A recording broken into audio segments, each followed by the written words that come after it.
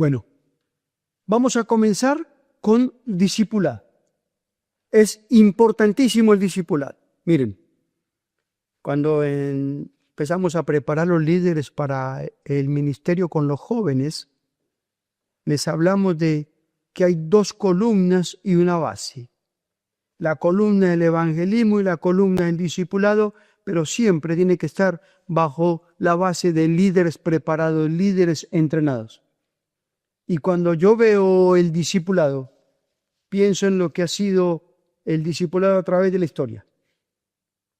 Por ejemplo, vemos a Moisés. Moisés preparó un joven que fue Josué. Pero es interesante cuando Moisés sube al monte y el Señor le dice que mire la tierra donde va a entrar. Moisés de pronto ya tenía su plan, Josué.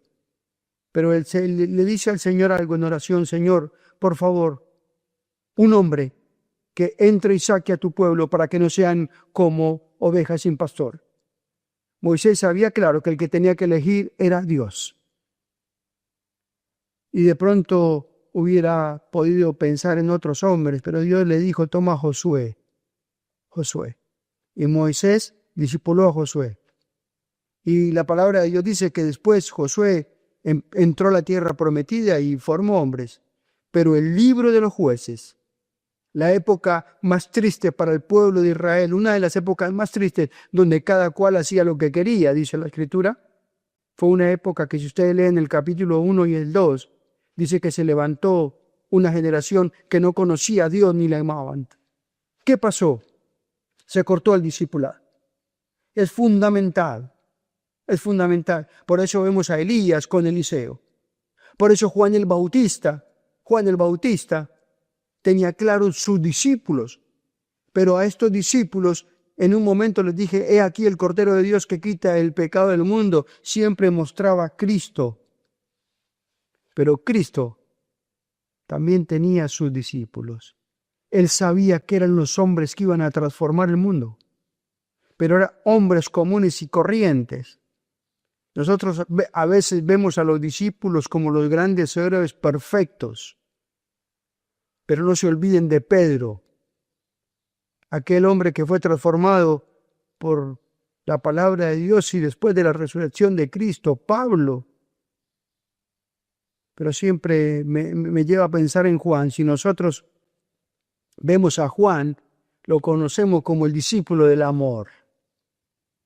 Aquel que se recostaba en el hombro del Señor en la cena, aquel que de pronto lo vemos en las cartas de Juan como el apóstol del amor.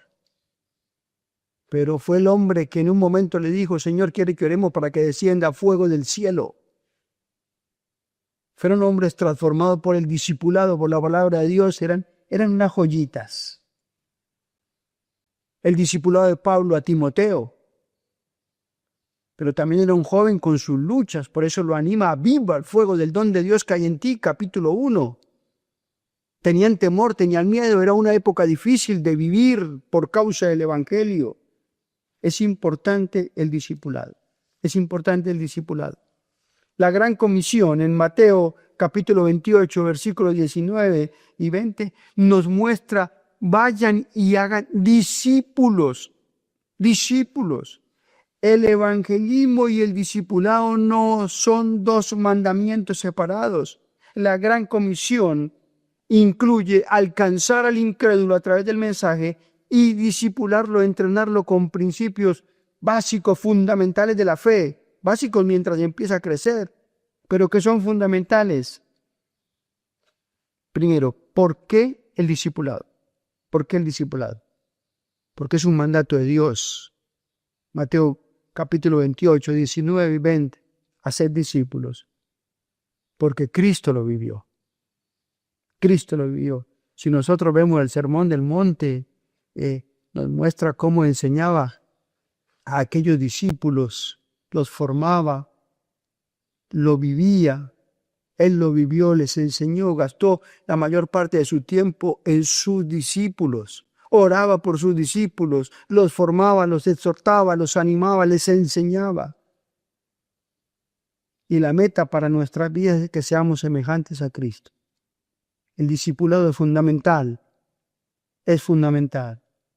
¿Por qué el discipulado? Por esto. Para el creyente nuevo, ¿por qué es importante? Porque tiene que crecer espiritualmente. Nosotros físicamente somos niños, somos adolescentes, maduramos y crecemos. Eso físicamente, pero espiritualmente. Un incrédulo se le puede, por así decirlo, un niño espiritual que tiene que ir creciendo y madurando, no puede permanecer toda la vida así. Entonces, tenemos que enseñarles para que crezcan. Pero 2 Timoteo capítulo 2, versículo 2, cuando el Señor nos muestra lo que somos en Cristo, dice que somos administradores de Cristo. Por tanto, esto enseña a hombres fieles que sean idóneos. Tenemos que llevarlos a que sean capaces de predicar el Evangelio y enseñar la palabra de Dios a otros. Es importante para el creyente nuevo esto, pero es importante para el que está discipulando. ¿Por qué? Porque provee oportunidades para ministrar al cuerpo de Cristo, a otros creyentes. Somos un cuerpo. Eso provee una oportunidad para crecer. Tengo que crecer. Ser modelo para un nuevo creyente. Voy a crecer, pero voy a aprender. Voy a prepararme. ¿Quién es responsable de asumir la gran comisión? Todos los creyentes. No es un mandato solamente para el pastor o anciano de la iglesia, el líder de la iglesia. Es un mandato para todos los creyentes. No es exclusivo para el liderazgo.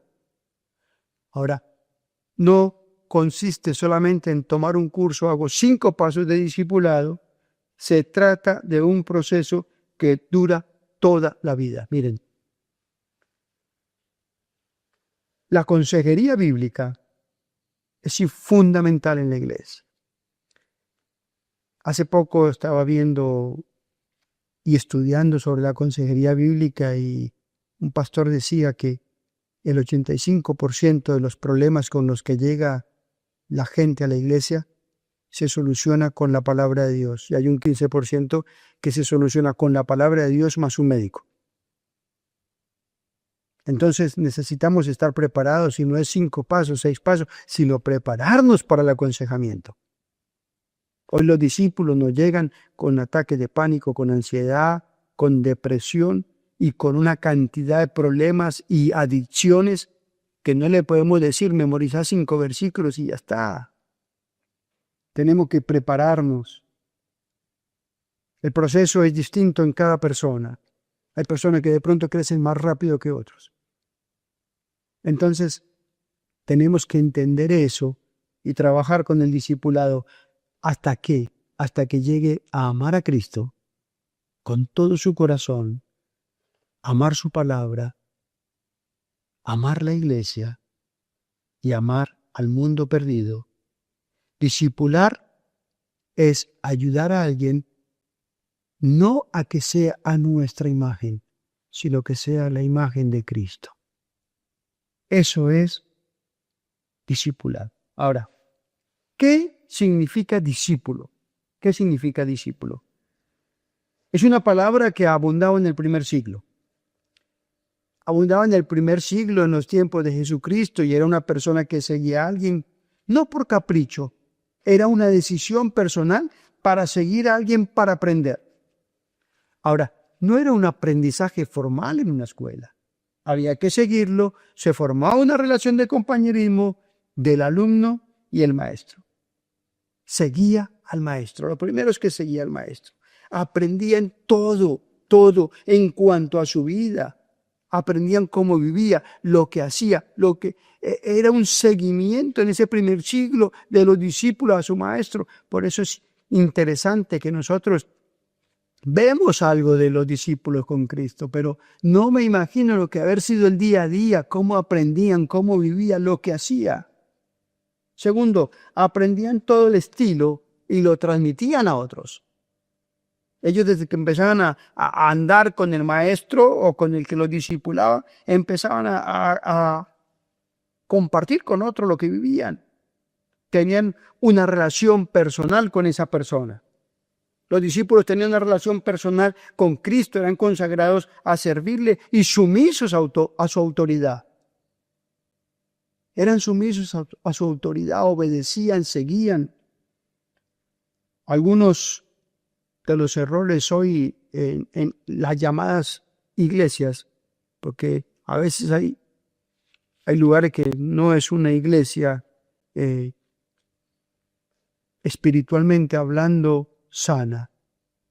En algunas iglesias hay errores que les muestran de que seguir a Cristo va a ir todo bien y el evangelio de la prosperidad y ustedes tienen que ofrendar y tienen que hacer esto y eso materialmente le va a ir bien, emocionalmente, socialmente, todo lo que ustedes quieren. Por supuesto que eso es lo que la gente quiere. Pero yo veo en la palabra de Dios que el Señor a sus discípulos siempre les dijo del precio de seguir, el costo, el precio de seguir. Vean, calculen. No es fácil, es fácil. Un discipulado así, el Señor les mostraba que era algo diferente. Era imitar y aprender. Y que no iba a ser algo fácil. Que iba a llevar persecución y que iba a llevar a algunas situaciones difíciles. Y dividí el discipulado en algunos puntos importantes, que son muchos más, pero vamos a ver los puntos importantes cuando llega una persona a los pies de Cristo, ¿qué tiene que aprender? Y lo primero que quiero compartirles es la seguridad de salvación. Esos primeros contactos con la persona tenemos que llevarle a que entienda de que tiene una salvación segura. La seguridad eterna es la obra de Dios que garantiza por su palabra que la salvación es de una vez y para siempre. No se puede perder. ¿Y por qué creemos eso? Por la palabra de Dios. Pero también pensé, ¿qué razones hay para que las personas a veces piensen que no hay esa seguridad? Hay quienes dudan de la realidad de su entrega a Cristo, a veces no recuerdan la fecha, no recuerdan la oración, no pasamos adelante, confíe realmente. Algunos dudan del procedimiento, expresan su fe y dicen, fue el procedimiento correcto, no pasé al frente, no hice la oración correcta, necesito demostrarlo públicamente, lo hice en privado. Ya es cuando les hablaba de que los problemas del método es que casi se convierten en medios. Casi se convierten en medios. La salvación, les dije, es en el momento de creer en Cristo, de ir a la cruz, a arrepentirse antes y ahora.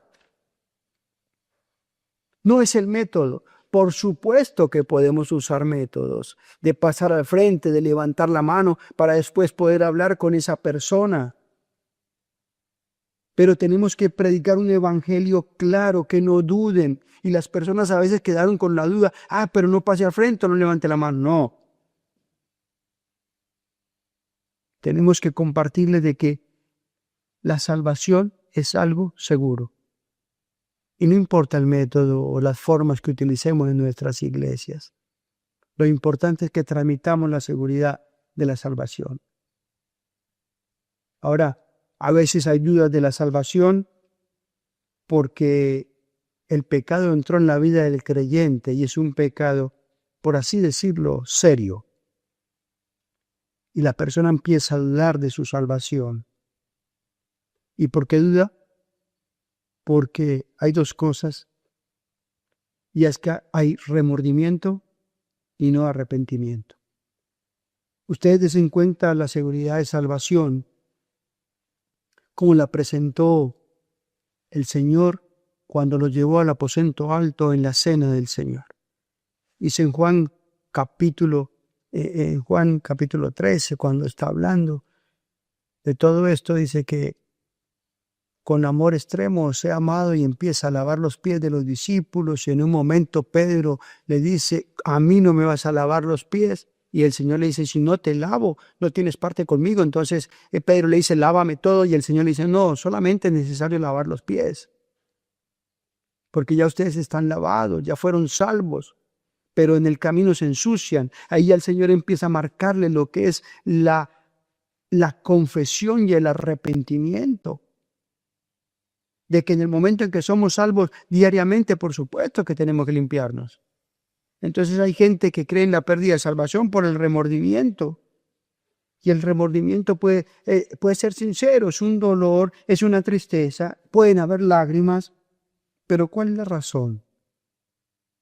La razón de ese remordimiento es por lo que están perdiendo. Reputación, trabajo, familia. A veces porque pierden el mismo pecado que les gusta. Entonces hay un dolor por ello. Pero la palabra de Dios en 2 Corintios, capítulo 7, versículo 8 al 7, nos habla de que hay una tristeza que proviene de Dios, que es el arrepentimiento. Entonces, arrepentimiento ya lo habíamos visto la palabra, pero cuando el creyente peca, peca contra Dios, no ve las consecuencias de aquello que puede ocurrir. Las consecuencias vendrán y las tenemos que aceptar. Pero es un temor reverente ante Dios. Contra ti he pecado, ten piedad de mí, oh Dios mío, dice el salmista. Vamos a leer 2 Corintios 7, 8, por favor, acompáñenme. Porque aunque os contristé con la carta, no me pesa, aunque entonces lo lamente, porque veo que aquella carta, aunque por algún tiempo os contristó, ahora me gozo porque hayáis sido contristados, sino porque fuiste contristados para arrepentimiento, porque habéis sido contristados según Dios, para que ninguna pérdida padecieseis por nuestra parte. Porque la tristeza que es según Dios produce arrepentimiento para salvación, de que no hay que arrepentirse, pero la tristeza del mundo produce muerte. La tristeza del mundo, el remordimiento. Y es importante que veamos eso. Tiene que haber esa tristeza para con Dios, que es muy diferente. Y la gente, muchas veces por el pecado, piensan que perdieron la salvación. Ahora, razones para la seguridad eterna. Y acá, por favor, les pido que me acompañen a Romanos capítulo 8, versículo 29 y 30. Romanos capítulo 8.